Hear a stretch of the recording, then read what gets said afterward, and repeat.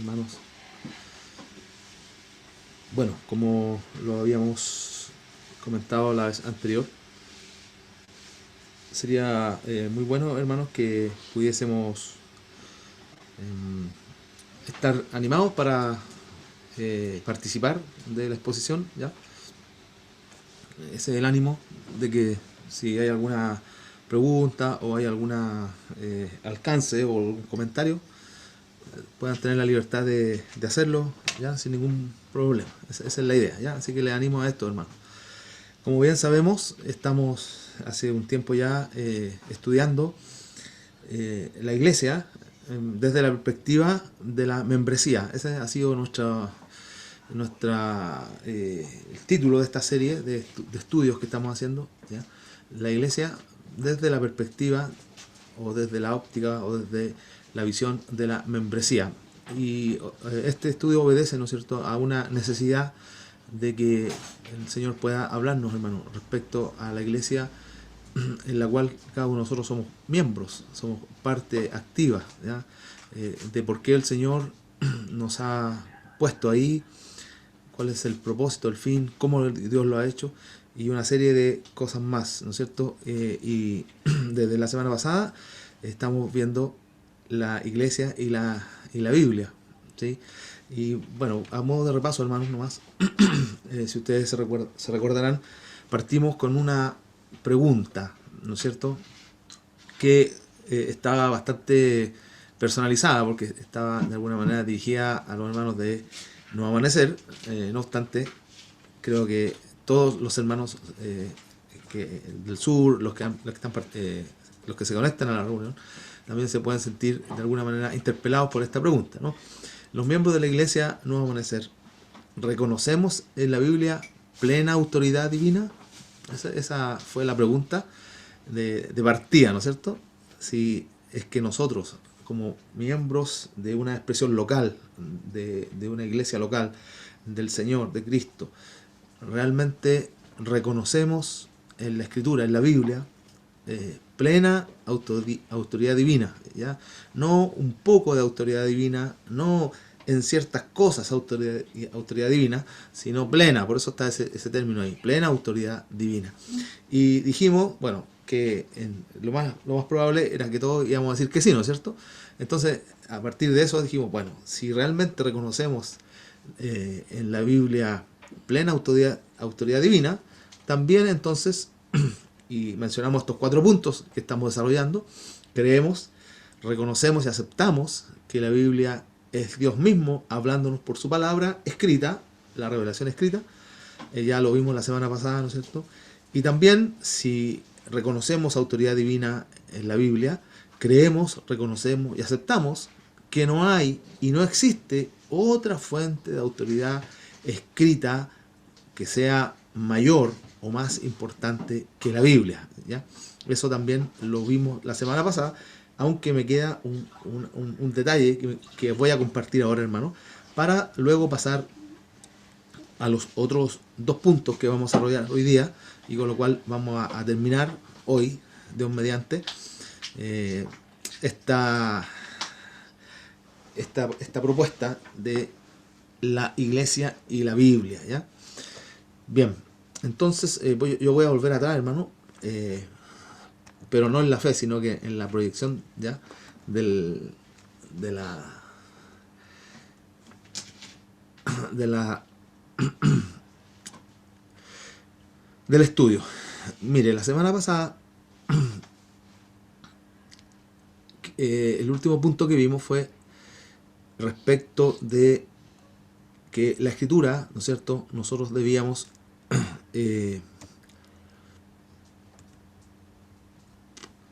ya vimos eso, ¿se acuerdan? No, la Biblia no debe relativizarse, no debe discutirse, no debe interpretarse de manera antojadiza, ¿ya? Etcétera. Tampoco usarse como amuleto.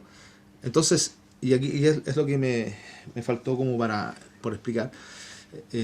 También una pregunta: ¿cómo entonces podemos obtener un buen entendimiento, ya, para a su vez hacer una correcta interpretación de la escritura? Y vimos algunos versículos ahí importantes, hermanos.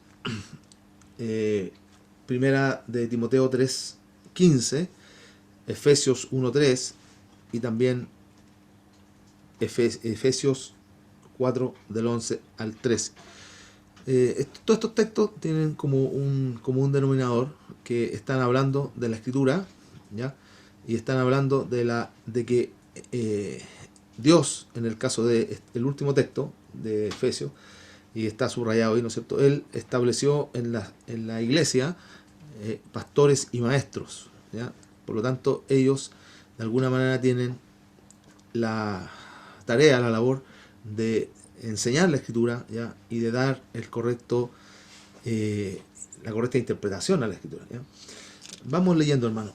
Considerando que la Biblia fue escrita hace mucho tiempo, es necesario tener ciertas herramientas a la hora de leerla y estudiarla, ya que sin estos resguardos podemos caer en errores garrafales que nos apartarían del verdadero y correcto espíritu en el que la Biblia fue escrita, y asimismo ha de ser leída y estudiada.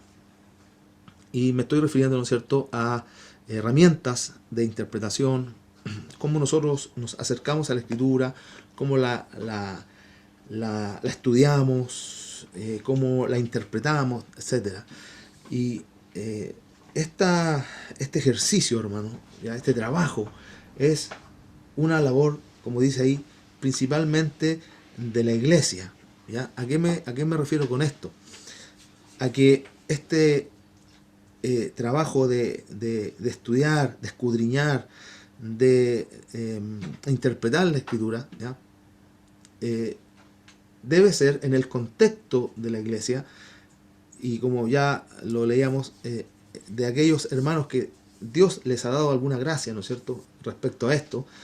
Entonces, esto se debe ejercer bajo la autoridad, en sujeción a la iglesia y a todo lo que esto significa, ¿no es cierto? La iglesia es un diseño, la iglesia del Señor es un diseño que está claramente definido en las Escrituras, y por tanto quienes tienen esta labor de, como dice ahí, interpretar, estudiar, escudriñar, enseñar e impartir la palabra de Dios, deben hacerlo en el contexto y bajo la sujeción de la iglesia, ¿ya? Bueno, ahí están nuevamente citados los versículos que leímos recién, pero hay un pasaje que no mencioné, y me gustaría ver si algún hermano, por favor, quisiera leerlo. Nehemías capítulo 8, versos 7 y 9, ¿ya? Si hay algún voluntario que levante la mano o me abre el micrófono y me lo dice, hermano, porque no tengo la capacidad de verlo a todos aquí yo, por el tema de que estoy compartiendo la pantalla, ¿no es cierto? Así que, ¿hay algún voluntario? Nehemías 8, 7 y 9. Ya, hermana.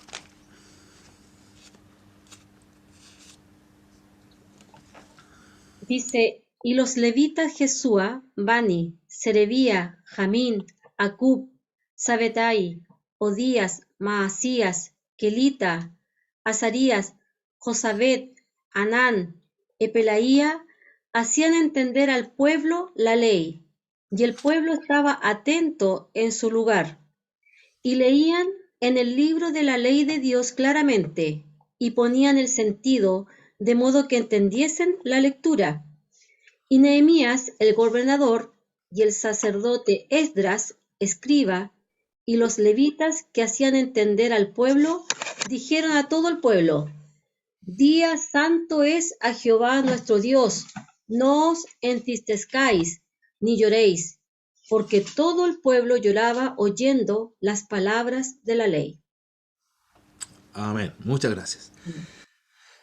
Como vemos, hermano, en este relato, a mí me gusta mucho este relato, me conmueve mucho, desde hace muchos años que lo leo y lo cito también, ¿no es cierto? Porque ahí claramente se muestra que era necesario, desde siempre fue necesario, que hubiesen hombres, personas capacitadas por Dios para poder explicar el sentido, ¿no es cierto? Ahí está verso 8, ya. Explicaban el sentido de lo que es la ley de Dios. Y en el verso 9, de los que hacían entender al pueblo de Dios. Entonces, no es ahora, hermanos, solamente, sino en el Antiguo Testamento también existía, ¿no es cierto?, esta necesidad, y existían hombres que el Señor había capacitado para interpretar la palabra de Dios, la ley en este caso. Y por lo tanto, pero esto se hacía en el contexto de la iglesia, ¿ya? Es un poco peligroso cuando se hace fuera de este contexto. Ya, vamos a seguir, hermanos, avanzando aquí. Y quizás, hermanos, estamos en deuda, y entre paréntesis yo digo, de seguro es así, y me estoy refiriendo particularmente, hermano, a nosotros como iglesia local, ¿ya?, en definir claramente o dejar establecido, escrito o descrito, lo que realmente nosotros creemos respecto a las doctrinas básicas principales y también secundarias, ¿ya? Es algo que no nos hemos dado el tiempo de hacer, pero quizá es necesario, ¿ya?, en algún momento poder hacerlo, ya que esto es muy útil, ¿ya?, justamente para regular, para poner ciertos límites al ejercicio interpretativo de las Escrituras, principalmente cuando este ejercicio se hace, ¿no es cierto?, de manera personal o en pequeños grupos, un poco al margen de la actividad oficial de la iglesia. Todos tenemos, ¿no es cierto?, el derecho de leer las Escrituras y de tratar de interpretarlas. Eso es algo que nosotros no lo podemos privar a nadie, ¿no es cierto? Pero es riesgoso cuando no tenemos las herramientas, cuando no hemos sido capacitados, ¿no es cierto?, de alguna manera, o cuando no tomamos ciertos resguardos. Y para esto está la iglesia, ¿ya? Y no hablo solamente de la iglesia local, sino también la iglesia extendida, la iglesia universal, donde hay hombres, hay personas, ¿no es cierto?, que tienen dones, tienen capacidades dadas por Dios para realizar esta labor de escudriñar la Escritura, de estudiar la Escritura, de interpretar la Escritura, de darle sentido a la Escritura, etcétera, etcétera. Entonces es muy importante, hermano, ¿ya?, que y en la iglesia entonces se da esta realidad de poder establecer cierto margen, ¿no es cierto?, hasta dónde nos podemos mover, hasta dónde yo puedo hacer una interpretación de un versículo en el sentido correcto, ¿ya? Y sabemos lo que pasa, hermanos, cuando no existen estos límites, no existen estos márgenes, ¿no es cierto?, porque la Biblia puede dar para mucho, y hoy día, no sé, si usted quiere hablar cualquier cosa, puede usar la Escritura, ¿no es cierto? Si quiere hablar de autorrealización, puede usar la Escritura. Venía escuchando un video a la tarde. Si quiere hablar de metafísica, puede usar la Escritura, ¿no es cierto?, etcétera. Entonces, la Escritura da para mucho, ¿ya? Pero eso no es correcto, hermano, sino que debe hacerse el ejercicio interpretativo, como estoy diciendo, ya, el entendimiento, entender el espíritu, y etcétera, debe hacerse en el contexto de la iglesia. Los ancianos, los maestros, de alguna manera han sido puestos por Dios ahí justamente para velar, para guardar que no hagamos interpretaciones antojadizas, para que no hagamos interpretaciones personalistas y que están fuera del espíritu bíblico, fuera del mensaje del Evangelio y de lo que realmente el Señor nos ha querido transmitir por medio de su palabra, ¿ya? Dios nos habla, recordemos, Dios nos habla por medio de su palabra, pero todo lo que nos dice por medio de ella está en plena y absoluta sintonía con la misma palabra. En la Biblia no hay contradicciones, ¿ya? Eso tenemos que tenerlo claro. Pueden haber inexactitudes, ¿no es cierto?, principalmente de fechas o eventos, y eso es algo natural, porque en el tiempo que se escribió no existían los calendarios tan asertivos como existen ahora, ¿no es cierto? Entonces, no existía la cantidad de comunicaciones que tenemos ahora, la información. Entonces puede haber a veces algunas inexactitudes, ¿ya? Como dice ahí, principalmente de fechas o eventos históricos, como ocurre en los evangelios sinópticos, ¿no es cierto? Mateo, Marcos, Lucas son los llamados evangelios sinópticos, porque se les dice así, porque son relatos de un mismo acontecimiento que no son exactamente iguales, ¿ya? Y esto es porque las fuentes de donde se recibió el relato son distintas, ¿ya? Y un buen ejemplo que me lo enseñaron cuando yo estudiaba respecto de esto es que es como, por ejemplo, cuando hay un accidente de tránsito en una esquina, ¿no es cierto? Y hay un accidente de tránsito en una esquina y entonces se interroga a los testigos, ¿no es cierto?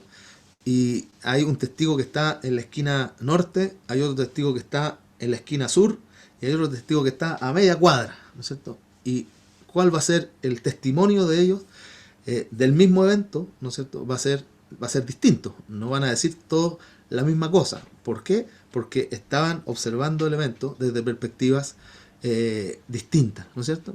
Entonces es como un ejemplo para hacer entender un poco esto de la visión sinóptica de las escrituras, ¿ya? Bien, ¿cómo vamos hasta aquí, hermano? ¿Bien? Ya, entonces ahora vamos a pasar, era lo que me quedaba del segundo punto, ¿no? Ya lo mencioné, que no hay otra autoridad más importante para nosotros escrita que la Biblia, ¿ya? Y ahora vamos a hacer énfasis ahí en el número 3, ¿ya? Creemos, reconocemos y aceptamos que aunque la Biblia fue escrita por hombres, fue inspirada por Dios. Esto es algo que nosotros debemos considerar sin ninguna duda, hermano. Segunda de Pedro, capítulo 1, verso 20-21 dice: ante todo tengan presente que ninguna profecía de la Escritura surge de interpretación particular de nadie, porque la profecía no ha tenido su origen en voluntad humana, sino que los profetas hablaron de parte de Dios, impulsados por el Espíritu Santo. Segunda de Pedro 1, verso 20 y 21. ¿Ya? ¿Cómo fue? Entre paréntesis, ¿por qué? ¿Para qué? ¿Cómo? Cierre paréntesis. Que gran parte de los eventos históricos del pueblo de Dios, Israel, en el Antiguo Testamento, y después la Iglesia, en el Nuevo Testamento, quedaron registrados de la manera en que están registrados, ¿ya? Y la respuesta, hermano, sin lugar a dudas, para nosotros no es otra que esta. Dios estuvo y ha estado detrás de todo esto con el fin de revelarse a sí mismo a los hombres y de revelar su plan salvífico en favor de la humanidad, ¿ya? Si quiere, pégale un pantallazo a eso, hermano, ¿ya? Porque esa explicación o esa cita, ¿no es cierto? Es de un reconocido hermano, ¿ya? Que le costó mucho desarrollarla, ¿ya? La respuesta, ¿por qué, hermanos? ¿Ya? ¿Por qué está la Biblia, la Escritura? ¿Por qué están escritos ahí? Quedaron registrados, todo lo que quedó registrado. ¿Por qué? ¿Para qué? ¿Cómo? ¿Ya? Y insisto, la respuesta es: Dios estuvo detrás de todo esto con una finalidad: revelarse a sí mismo, darse a conocer a sí mismo a los hombres y también dar a conocer su plan salvífico en favor de la humanidad. Eso es la Biblia, hermano, ¿ya? En definitiva. si bien es cierto la Biblia habla de historia, no es un libro de historia. Si bien es cierto la Biblia habla, no sé, de poesía, no es un libro de poesía. Si bien es cierto la Biblia habla de sabiduría, ¿no es cierto? No es un libro de sabiduría, principalmente. Y la Biblia habla de muchas cosas. Habla de leyes, la Biblia habla de la creación, pero no es nada de eso principalmente, sino es la Biblia es donde se revela o se nos revela o Dios nos revela su plan salvífico en favor de la humanidad. Un breve comentario, hermano, acerca de la Biblia. Ahí está la cita ya de libro de John Lewis. La Biblia no responde acerca de todas las preguntas que nosotros podamos formular acerca de Dios, ¿no es cierto? Siempre recuerdo cuando partíamos nosotros en la iglesia estábamos en la primera iglesia que me tocó pastorear o ministrar. Había una chica joven muy activa en la iglesia allá, y siempre ella se quejaba, ¿no es cierto? Porque decía, ¿por qué en la Biblia no habla de Jesús cuando Jesús era joven? ¿Cómo él vivía? ¿Qué es lo que él hacía cuando era joven? ¿Ya? Porque ella decía, se quejaba, yo que soy joven, no sé qué es lo que tengo que hacer, cómo tengo que vivir mi vida, ¿ya? Entonces ella quería tener respuestas en relación a eso. Entonces yo considero bastante pertinente este comentario, ¿ya? La Biblia no nos responde acerca de, o no nos contesta, ¿no es cierto?, todas las preguntas que nosotros podamos hacernos, pero sí nos responde, da respuesta a las más importantes de la vida, ¿no es cierto? Número uno, eso yo se lo agregué en los números para poder identificarlo, hacerlo más fácil. ¿De qué manera Dios, el Creador que nos hizo, ha actuado en Jesús por su infinita gracia y misericordia para redimirnos? Entonces, la Biblia habla de la redención. ¿De qué manera Dios nos da de su Espíritu, de su propio Espíritu Santo, como sabiduría y poder para llegar a ser al fin aquello que Dios quiso que nosotros fuéramos, ¿no es cierto? Podemos llamar a esto, la Biblia habla del proceso de la santificación o del proceso del caminar cristiano. ¿De qué manera ha provisto, 3, para nosotros una familia espiritual en la iglesia, donde podemos crecer hacia la madurez espiritual? Acerca de la familia de la fe, a la cual el Señor nos ha agregado, ¿no es cierto? Y de qué manera ha provisto de las Sagradas Escrituras como su medio de comunicación y comunión continuas con nosotros, ¿ya? Un breve comentario, hermano, de qué realmente es la Escritura o qué nos revela la Escritura, ¿ya? No es lo que muchas personas creen que es, ¿ya?, o piensan que es, sino que es lo que Dios quiso que fuera, ¿ya? Bien, avancemos, hermano. ¿Cómo es que funciona la inspiración bíblica? Dijimos, ¿no es cierto? Creemos que la Biblia y quienes escribieron la Biblia, todos ellos fueron inspirados por Dios, ¿ya? Entonces, para desarrollar esta idea, vamos a partir diciendo lo que no es la inspiración bíblica, ¿ya? Así que ponga atención, hermano. En primer lugar, la inspiración bíblica no fue una posesión, ¿ya?, de la persona, en este caso del escritor bíblico, ¿ya?, una anulación de la voluntad del escritor. No fue que el Señor se metió, ¿no es cierto?, anuló la voluntad del que escribió y se metió el Espíritu de Dios ahí, y como un autómata, ¿no es cierto?, fue escribiendo lo que escribió, ¿ya? Como diría en este tiempo, ¿no es cierto?, Dios lo tomó, ¿ya?, como se diría. No es eso la inspiración bíblica, ¿ya?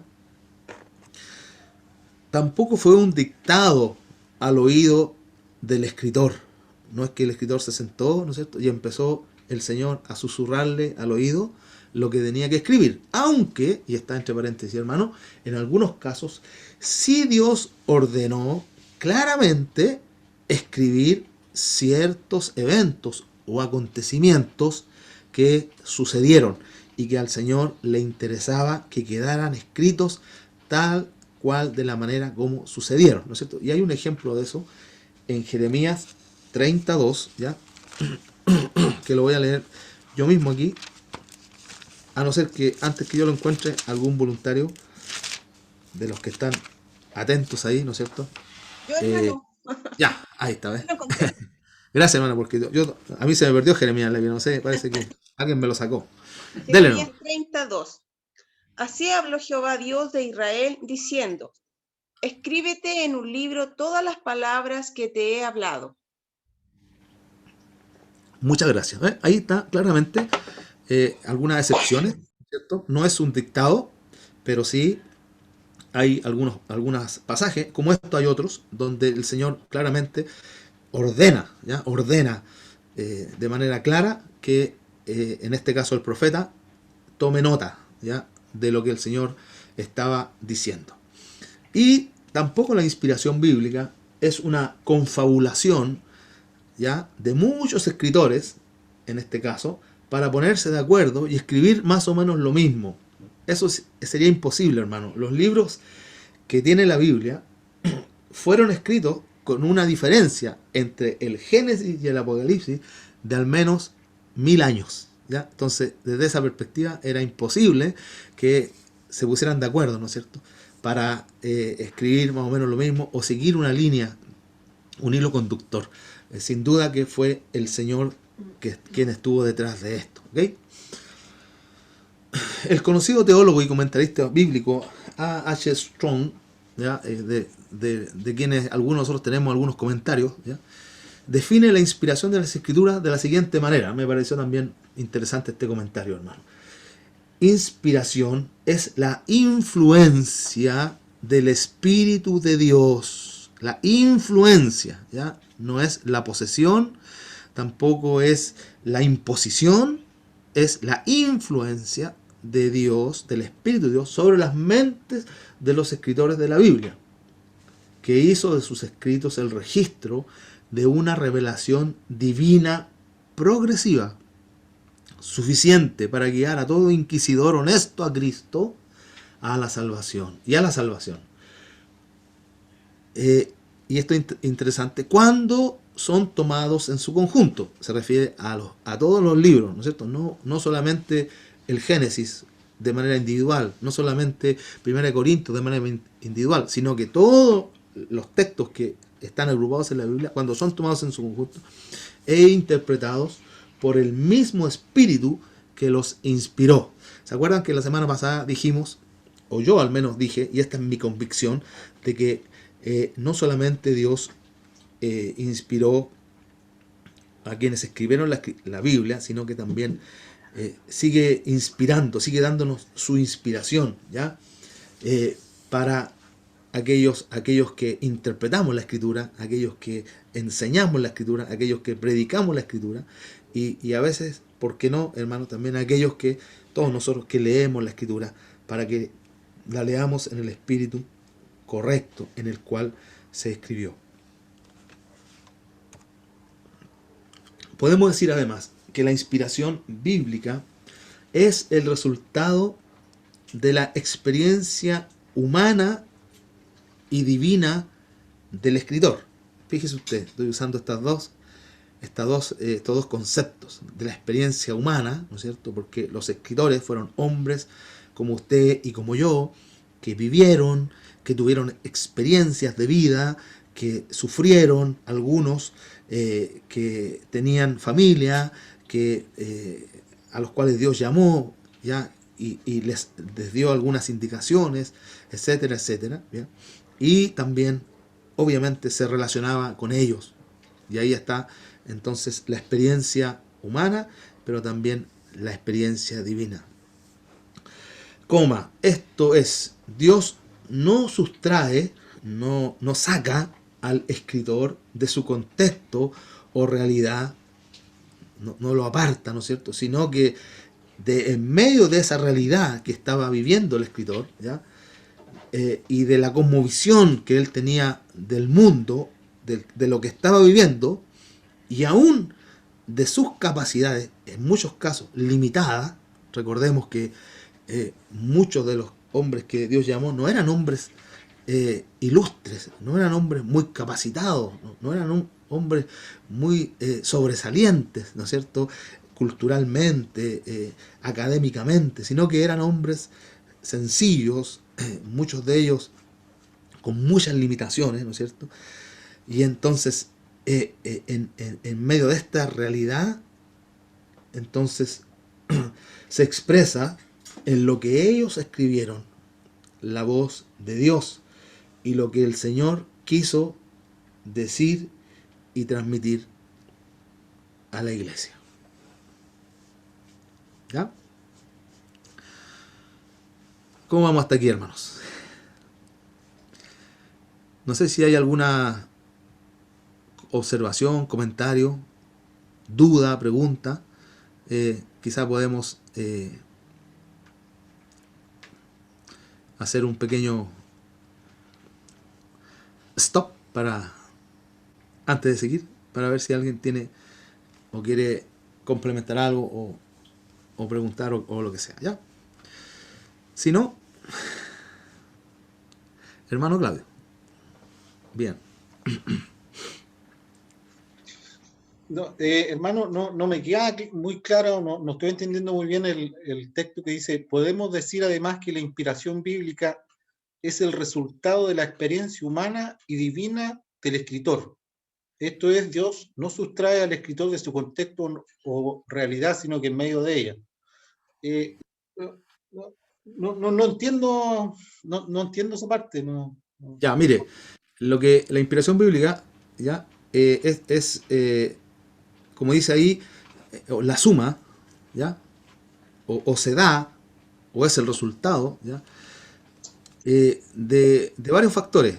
Un factor es la experiencia que tiene el que escribe, ¿no es cierto? La experiencia de vida que tiene, ¿sí?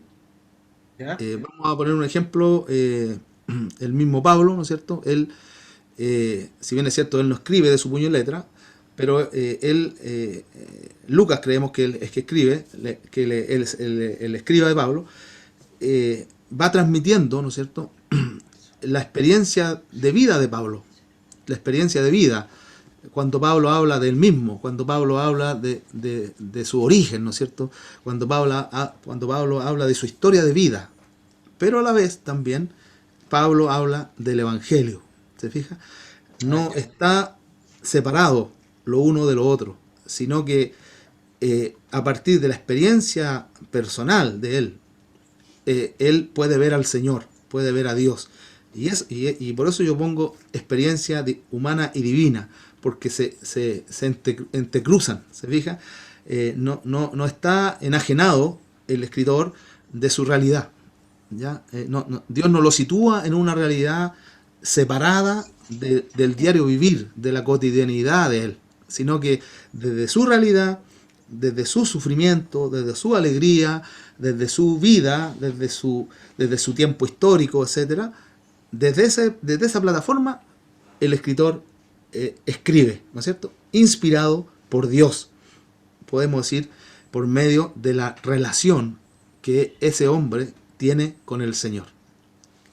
No sé si se aclara un poco más. Sí, ahí lo entendí mejor, porque leyéndolo me llama la atención que podría ser la experiencia humana al conocer a Dios y que el hombre escribe. Y creo que es todo el resto. El Dios que, como dice en Jeremías, que engañoso es el corazón y perverso más que todas las cosas que él no conocerá. O sea, Dios sabe qué es lo que hay en nuestro corazón. Claro. Y que no tiene cura. Ya, ahí lo entendí como me lo explicó. Sí, ahí sí que lo entendí. Gracias. Qué bueno, gracias. Muy buena la pregunta y sirve para hacer la aclaración, ¿no es cierto? Cada escritor está el sello de alguna manera. Por ejemplo, mire, en algo muy sencillo, cuando uno estudia teología, se dice, por ejemplo, la teología paulina, ¿no es cierto? Los escritos paulinos. ¿Y cómo saben que son los escritos paulinos? Porque Pablo tenía una forma de escribir, es decir, ahí está el sello de él, ¿ah? Ahí está, es imposible no ver el carácter de Pablo, el temperamento de Pablo, la visión de Pablo, etcétera, etcétera, ¿ya? Y así también con la mayoría de los, por ejemplo, los salmos, ¿ya? ¿Quién, hermano? Son inconfundibles. ¿Qué se expresa en los salmos? El carácter y el corazón de este hombre, ¿no es cierto?, que, como dice la misma escritura, era un hombre conforme al corazón de Dios. Y cuando nosotros estudiamos a David, ¿no es cierto?, vemos que era un hombre tan sensible, ¿no es cierto?, era un hombre tan, no sé, especial, a la vez un hombre tan cruel, etcétera. ¿Se fija? Ahí está la experiencia humana, ahí está el sello de la persona, pero a la vez también cuando él escribe se puede apreciar cómo el Señor está ahí, inspirando, ya detrás de este hombre, como decía el comentario de Strong, influenciando, el Espíritu de Dios influenciando la pluma de aquel que está escribiendo. Muy bien. ¿Alguien más quiere hacer algún comentario, hermano? Yo les animo, ya, ningún comentario está de más, ninguna pregunta, como decía un profesor mío, ninguna pregunta es tonta, sino que es tonto el que no pregunta, ¿no es cierto? Ya, nadie más, seguimos entonces, hermano, avanzando. Con el cuarto punto, ¿no es cierto? Si nosotros reconocemos autoridad divina en las Escrituras, entonces también creemos, reconocemos y aceptamos que la Biblia ha de ser para nosotros, la Iglesia, nuestra única regla de fe y práctica. Amén. Todos decimos amén, ¿no es cierto? Es amén, hermano Víctor. O sea, yo creo que la Biblia, acepto, ya reconozco que la Biblia es nuestra única regla de fe y práctica. Ahora, ¿cuánto de eso es tan así, hermano? ¿Cuánto de eso hay realmente, ya? ¿O solamente es una frase que suena bonito, ¿no es cierto?, y que la aprendimos de la escuela dominical, pero ¿cuánto realmente hay de eso en nuestra vida? La pregunta, ya que hemos estado tanto en base a preguntas, la pregunta aquí es, ¿cómo es que esto llega a pasar? ¿Cómo es que yo puedo, o una persona puede, reconocer que la guía de fe y de práctica para él no es nada más que la Biblia? No es lo que la gente piensa, no es la forma como esa persona fue criado, como fue educada, sino que la Escritura, lo que la Biblia dice. ¿Cómo es que esto llega a pasar? Creo sin duda, hermanos, y permítanme, que esto está estrechamente relacionado con el tema de la autoridad. Por ende, con la pregunta principal que nos hicimos al comienzo de este tema. ¿Reconocemos en la Biblia plena autoridad divina? ¿Ya?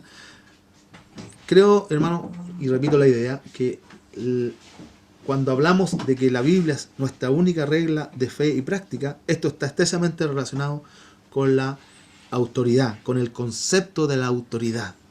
¿Ok? Ahora sabemos que este concepto, la autoridad, tiene una connotación negativa, ¿no es cierto? Se asocia la autoridad a algo negativo. Y sabemos claramente que hoy por hoy hay una crisis respecto al reconocimiento de la autoridad a nivel de todas las esferas, ¿no es cierto? Y principalmente nosotros lo estamos experimentando de una manera muy evidente en lo que es el orden social, ¿no es cierto? Y a todo nivel, a nivel de familia, a nivel de los niños, el colegio, los niños con los profesores, los hijos con los padres, ¿ya?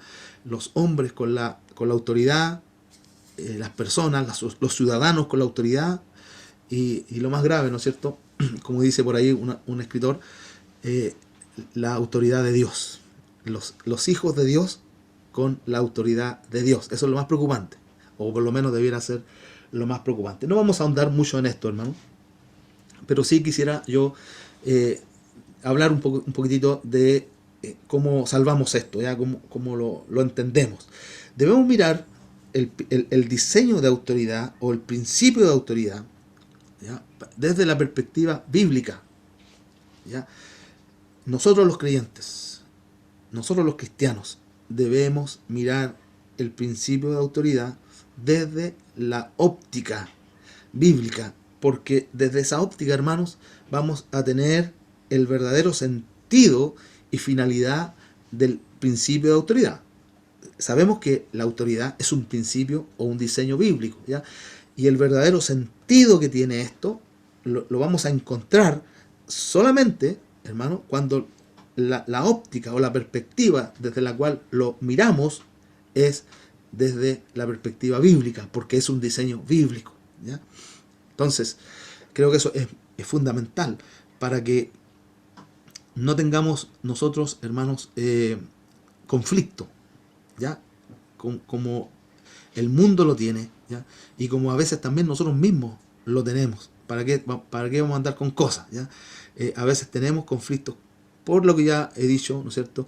Por la connotación que esta palabra tiene y por lo que también el mundo en general ve de la autoridad. Mire, quisiera yo citar, hermanos, y lo estoy poniendo acá, un pasaje de la Escritura, ¿ya? Que para mí es muy glorioso, ¿ya?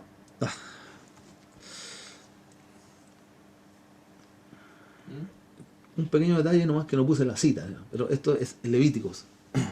Mire, lo voy a leer, hermano. No haréis para vosotros ídolos ni escultura, ni os levantaréis estatua, ni pondréis en vuestra tierra piedra pintada para inclinaros a ella, porque yo soy Jehová vuestro Dios. Está subrayado, ¿ya? Guardad mis días de reposo y tened en reverencia mi santuario. Yo Jehová. Si anduvieres en mis decretos y guardares mis mandamientos y los pusieres por obra, yo daré vuestra lluvia a su tiempo, y la tierra rendirá sus productos, y el árbol del campo dará su fruto. Vuestra trilla alcanzará la vendimia, y la vendimia alcanzará la sementera, y comeréis vuestro pan hasta saciaros, y habitaréis seguros en vuestra tierra. Y os daré paz en la tierra, y dormiréis, y no habrá quien os espante, y haré quitar de vuestra tierra las malas bestias, y la espada no pasará por vuestro país. Y perseguiré a vuestros enemigos, y caerán a espada delante de vosotros. 5 de vosotros perseguirán a 100, y 100 de vosotros perseguirán a 10.000, y vuestros enemigos caerán a filo de espada delante de vosotros. Porque yo me volveré a vosotros, y os haré crecer, y os multiplicaré, y afirmaré mi pacto con vosotros. Comeréis lo añejo de mucho tiempo, y pondréis fuera lo añejo para guardar lo nuevo. Y pondré mi morada en medio de vosotros, y mi alma no os abominará. Y andaré entre vosotros, y yo seré vuestro Dios, y vosotros seréis mi pueblo. Yo, Jehová, vuestro Dios, que os saqué de la tierra de Egipto, para que no fueseis sus siervos, y rompí las coyundas de vuestro yugo, y os he hecho andar con el rostro erguido. Amén. Hermanos, fíjese, está subrayado ahí, porque yo soy Jehová vuestro Dios. Verso 1, verso 12, yo seré vuestro Dios, y vosotros seréis mi pueblo. Este texto está hablando, hermano, del pacto que Dios hizo con la nación de Israel. Y les está diciendo que Él iba a ser el Dios de ellos. ¿Qué significaba esto? Como ya lo hemos dicho, lo hemos estudiado en otras ocasiones, ¿no es cierto? En el tiempo que se escribió esto, un pueblo que no tenía Dios no existía, no valía nada. No tenía ningún sentido, no era pueblo, ¿no es cierto? Pero un pueblo que tenía a Dios, entonces era un pueblo reconocido. Más aún, fíjese, el Señor dice, si ustedes se sujetan a mí, si ustedes me reconocen como su Dios, ya leímos, no voy a leer de nuevo, hermano, todas las cosas que Dios, buenas que Dios iba a hacer. Ahí usted las vio, ¿no es cierto? La está viendo ahí. Todas las cosas buenas que Dios iba a hacer, ¿ya? Y lo que Dios hizo, porque el verso 13, ¿no es cierto? Él habla de que Él ya había hecho algo poderoso, los había sacado de la servidumbre de la tierra de Egipto y había roto las coyundas del yugo. Gloriosas palabras, hermano. Y los había hecho andar con el rostro erguido. Hermano, esto no solamente les pasó a los hijos de Israel, sino también nos pasó a cada uno de nosotros. Dios nos sacó de la esclavitud, Dios nos sacó de la servidumbre que cada uno de nosotros tenía a las tinieblas. Dios rompió las coyundas del yugo que nos ataban, que nos amarraban a las tinieblas, y Él, bendito sea el Señor, nos ha hecho andar con el rostro erguido, libres para su gloria, con la libertad que Cristo nos ha dado y nos dio en la cruz del Calvario. Esto, hermano, aquí está claramente definido, como en otros pasajes, qué es lo que realmente es el principio de autoridad. Es ponerse bajo el señorío, bajo la divinidad del Dios que nos ha salvado, que nos ha librado. Y Él, hermano, tiene, como dice, bendición para nosotros. Bendición para los que son suyos. Y así ha sido, hermano. Así ha sido. Bendito el Señor por eso. Creo que este pasaje, hermano, de alguna manera grafica, en términos generales, cómo opera el principio de autoridad bíblica. Dios, nuestro Dios, creador, sustentador, libertador. Nosotros, su pueblo. Nosotros, sus hijos. Nosotros, su iglesia. Reconocemos su autoridad porque su autoridad es buena, hermano. Porque su autoridad nos hace bien. Porque su autoridad nos bendice, hermanos. Porque su autoridad es bienaventurada para nosotros. Ese es la óptica, hermano. Ese es el principio bíblico de autoridad. Espero me esté siguiendo. La autoridad ejercida por Dios sobre su pueblo no es para oprimir. Dios no nos oprime, hermano. O alguno de ustedes puede decir, oh, hermano Víctor, a mí Dios me ha oprimido. Nadie puede decir eso. Para humillarnos. ¿A quién Dios humilla? Al contrario, hermano. Dios nos levanta, nos libra de ser humillados. La autoridad de Dios no es para menoscabar, sino para guianza, para corrección y para bendición. Y ese es el espíritu correcto de este principio o diseño. ¿Y sabe qué? Nosotros debemos replicar. Quienes estamos en posición de autoridad debemos replicar de la misma forma este diseño. Yo soy un padre de familia y estoy en autoridad sobre mi esposa, sobre mis hijos. Debo mirar este principio. Como Dios ejerce su autoridad sobre mí, asimismo yo debo ejercerla sobre mi familia. Soy un dirigente de iglesia, así como Dios ejerce o ejerció la autoridad sobre su pueblo, así debo ejercer la autoridad sobre el pueblo, sobre la iglesia, sobre los hermanos.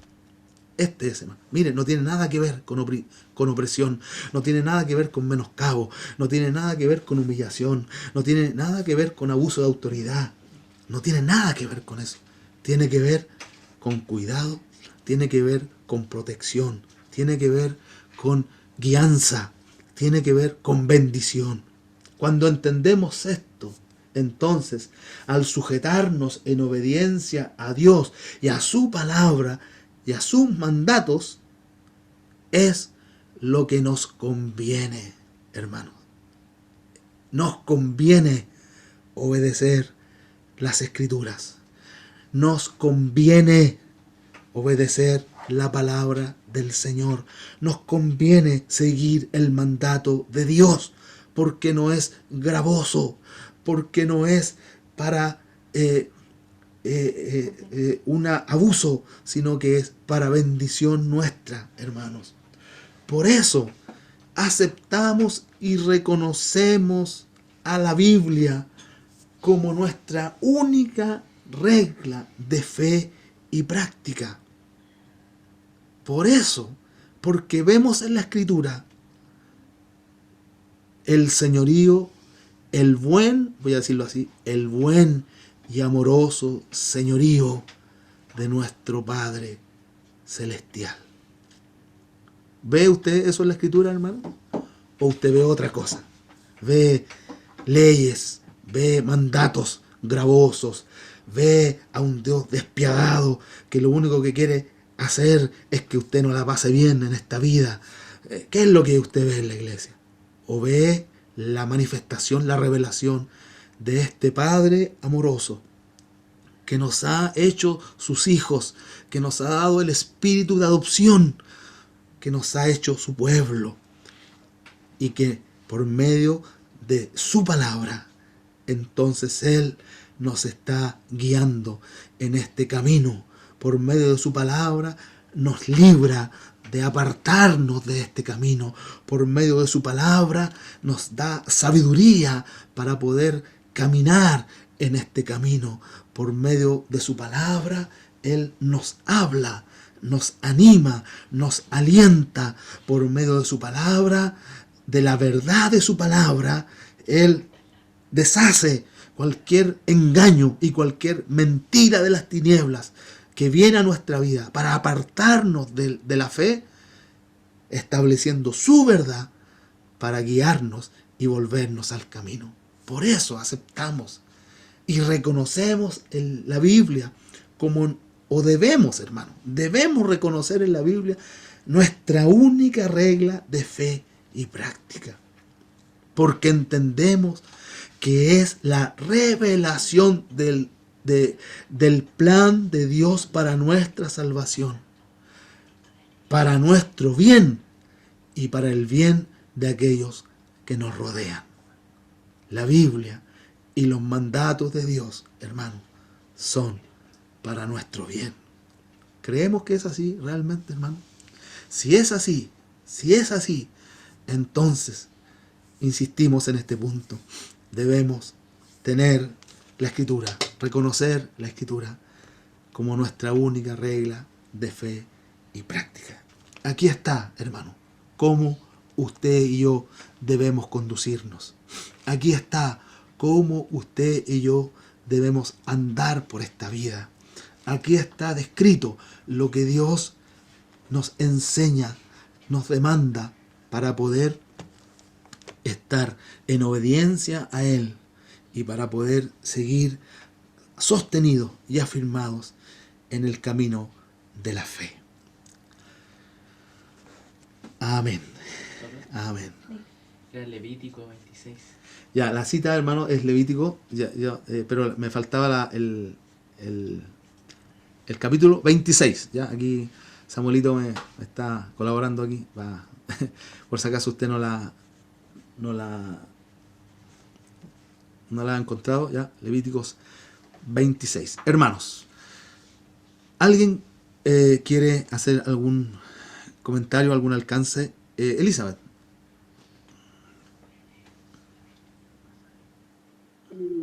Bueno, mientras hablaba, se me venía a la mente esa parte de la escritura que dice que su yugo es fácil y ligera su carga. Porque, bueno, el Señor nos trae libertad, pero cuando no conocemos la escritura, no conocemos a nuestro Dios. Uh-huh.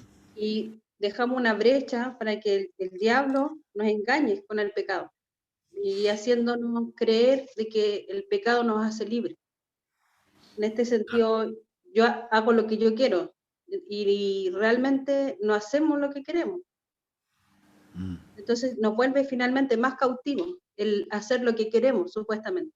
Finalmente somos más cautivos. Y bueno, eso. Yo creo que hay un punto de conocer al Señor, de conocer a nuestro Dios por medio de su palabra, y eso nos va a traer mayor libertad en nuestra vida. Exacto. Gracias, Eli. Yo creo que es súper importante lo que tú dices. Y tenemos, como yo decía casi al final, en el último punto, tener la perspectiva correcta, ¿ya? Mucha gente ve la Biblia y esto en el mundo es así, pero a veces también en la iglesia, lamentablemente. Mucha gente ve la Biblia como algo gravoso, ¿no es cierto? O ir a la iglesia como algo gravoso, como algo que te va a privar de ciertas cosas, que no va a poder ser la persona que tú quieres ser, etcétera, etcétera, etcétera. ¿Ya? Pero cuando tenemos la perspectiva correcta, nos damos cuenta de que lo mejor, sin duda, es obedecer al Señor, es andar en su palabra, en la verdad de su palabra. Es lo mejor, es lo que nos conviene, hermano. ¿Ya? Por eso insistimos en este punto. La Biblia debe ser para la expresión local, Nuevo Amanecer, la única regla de fe y práctica, y también para otras expresiones locales, por supuesto. Bien, gracias a Eli. ¿Alguien más quiere, hermano, hacer algún comentario? ¿O está todo bien? Hermana Scarlett. Hermano, yo creo que también al reconocer que la escritura es yo siempre digo, nuestro manual de conducta, al reconocer que es la autoridad, es también hacernos a nosotros obedientes a su palabra, para poner en práctica lo que Dios nos demanda a cada uno como hijo. Porque Exacto.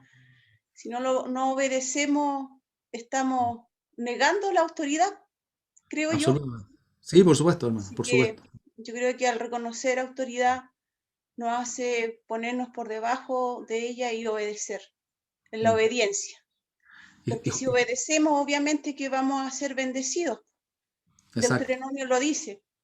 Si Sí. obedecemos, es una lista grande de las cosas que nos van a hacer bien. Y si desobedecemos, también viene otra lista de lo que nos va a pasar. Entonces Claro. eso va ligado a la obediencia, hermano. Eso. Justamente. Gracias, hermana. Gracias, hermana. Y por eso yo hacía énfasis en la perspectiva del entendimiento de por qué tenemos que obedecer, por qué debemos sujetarnos a esta autoridad. ¿Ya? Y a veces, creo que un punto bien importante, a lo mejor debemos hacer énfasis en eso, en entender que obedecer es lo que nos conviene, en realidad. No es obedecer por obedecer, no es porque si no obedecemos, entonces, no sé, vamos a, como decía Eli, a vivir lo que nosotros queremos vivir, sino que obedecer es lo que nos conviene, es lo mejor para los hijos del Señor. Es bueno. Y por eso David, él hablaba, ¿no es cierto?, de los mandatos del Señor, y él decía que eran agradables para él. ¿Ya? No recuerdo exactamente el versículo, pero él decía que eran gratos los mandamientos del Señor. ¿Ah? Y a veces nosotros decimos, pero ¿cómo? Alguno de ustedes a lo mejor alguna vez ha dicho, pero ¿cómo van a ser gratos si son impedimentos, son, no sé, trabas, y es porque no estamos viendo desde la perspectiva correcta. ¿Ya? Cuando entendemos la perspectiva correcta, entonces yo creo que vamos a correr, hermano. Vamos a correr, a obedecer la palabra del Señor, a obedecer el mandato del Señor y a mirar más la Biblia, ¿no es cierto? No mirar tanto lo que dicen los hombres, no mirar tanto lo que dice la corriente de este mundo, sino vamos a correr a mirar qué es lo que dice Dios, ¿ya? En esta situación, en este contexto, etcétera, etcétera. ¿Ya? Muchas gracias, hermana, también por su participación. Ya, ¿alguien más, hermano? Si no, ya vamos a estar... hermana Yané, por favor. Sí, qué bueno que el Señor nos esté hablando. Con respecto a lo de la autoridad, yo estaba analizando y pensando ahí en el sillón, que también a veces muy reiterativo en la iglesia, hermano Víctor, usar la palabra carga. Y también se alinea mucho a lo que usted está diciendo de la autoridad, que a nosotros hemos una mala costumbre de llevar como hijos de Dios la palabra carga. Llevo esta carga, esta enfermedad es una carga, esta situación es una carga, y así, muchas cosas más, o la situación que vivo con mi mamá, o cualquier cosa, nombramos la palabra carga. Y hace rato, hermano Víctor, que yo he tenido este sentir de sacar esa palabra, a pesar que está puesta en la Biblia, Claro. en algunos contextos, pero como hijo de Dios, creo que el Señor ahora nuevamente nos está hablando que la autoridad de Dios, la palabra de Dios no puede ser una carga para nosotros, el obedecer en todo orden de cosas, en el amor, en la paciencia, en todo lo que dice el Señor en la palabra, incluso en darnos por el prójimo, no puede ser una carga. Nuestra situación no puede ser una carga, no podemos ser un lastre. Y a eso quería enfocar también el tema de la autoridad, porque muchas veces no reflejamos ese ser hijos de Dios cuando empezamos a ver las situaciones que manda Dios como carga. Y también eso es una desobediencia a la autoridad que es la palabra de Dios, que Dios nos está diciendo que Él está ahí, protegiéndonos, ayudándonos, enseñándonos a crecer en la paciencia y en todo lo que nos enseña el Señor. Así que también quería dar esa connotación de la hermano. palabra carga que muchas veces nos ha hecho retroceder como hijos de Dios y no ver la mano de Dios en lo que se está viviendo, no ver la enseñanza y lo que quiere Dios para con nosotros. Amén. Gracias, hermana.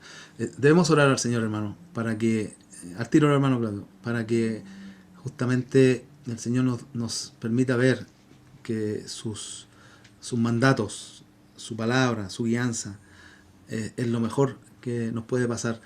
Y eso incluye a veces también tener que vivir situaciones complejas, difíciles, ¿no es cierto? Como bien decía la hermana, pero como hijos de Dios tenemos que mirarla desde la perspectiva correcta. Hermano Claudio. Sí, bueno, yo comparto lo que usted está diciendo y también quiero citar algo. Esto está en Oseas 4:6. Dice, mi pueblo fue destruido porque le faltó el conocimiento. Claro. Por cuanto desechaste el conocimiento, yo te eché del sacerdocio, y porque olvidaste la ley de tu Dios, también yo me olvidaré de tus hijos. Creo que siempre yo comparto con Scarlett y le digo lo grande y eso portentuoso que hizo el Jehová cuando se detuvo el sol y la luna, cuando pasaron el mar, cuando les dio de comer, y a los pocos días ellos siguieron y fueron engañados. Y uno ve, y Dios le habla al pueblo de Israel y le dice que ellos perecieron por falta de conocerle. O sea, ellos conocían la ley, la tenían la ley, porque ahí se habla solamente de la ley. Y yo me sitúo aquí hoy en día, en el año 2000, y a nosotros nos pasa lo mismo. Si nos pasa lo mismo, si a Esteban lo apedrearon por citar la ley, lo apedrearon por citar la ley. O sea, ya nosotros que tenemos la Biblia completa, los libros completos, nos pasa exactamente lo mismo. Entonces, creo que es muy atingente lo que usted está enseñando, hermano, y indagar y seguir buscando, porque nosotros nos podemos deslizar fácilmente creyendo cosas que no son o argumentando cosas que en realidad son pensamientos de hombre. Yo lo veo de esa manera, porque Dios no le dijo a Paul Washer, a los predicadores de moda, escúchenlo a ellos. Le dijo, escúchame a mí, escucha mi palabra que yo te voy a revelar. Un día conversaba con un hermano que está ya como 3 años haciendo un curso de teología, y yo le dije, ¿y por qué tenemos que escuchar a los hermanos ingleses, americanos? ¿Y cómo no habrá algún hermano chileno que no tenga sabiduría, entendimiento? Le dije yo. Porque yo le hice esa pregunta y él me dijo, yo también me hago la misma pregunta.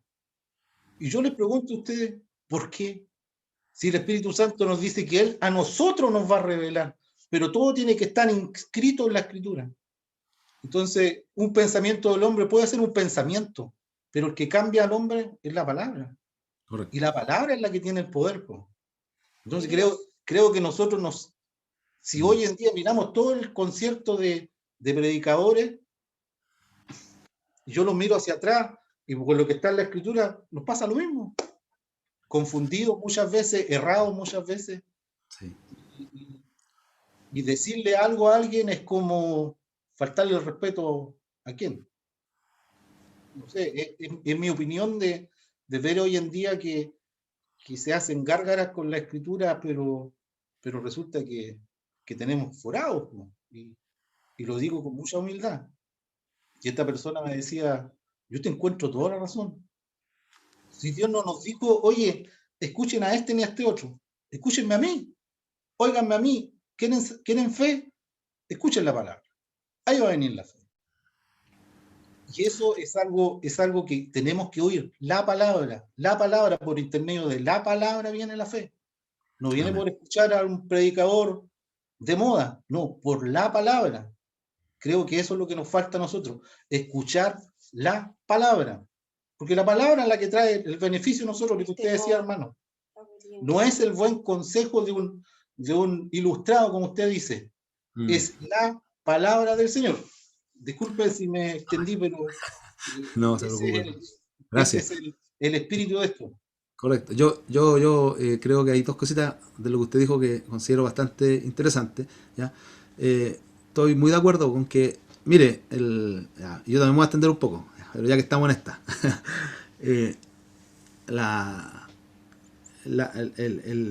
El conocer la palabra, y como ya lo dije yo, tiene que ser un ejercicio de iglesia, ¿me entiende?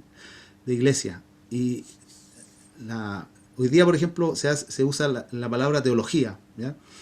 Y la palabra teología es, si la queremos traducir, es estudiar la revelación de Dios, ¿ya? ¿No? Algunos dicen estudiar a Dios, pero obviamente nosotros no podemos estudiar a Dios porque Dios no es un ratón de laboratorio. Entonces, lo que sí estudiamos es la palabra o la revelación de Dios, ¿ya? Y eso debiera ser un ejercicio que nosotros hacemos en el contexto de la iglesia.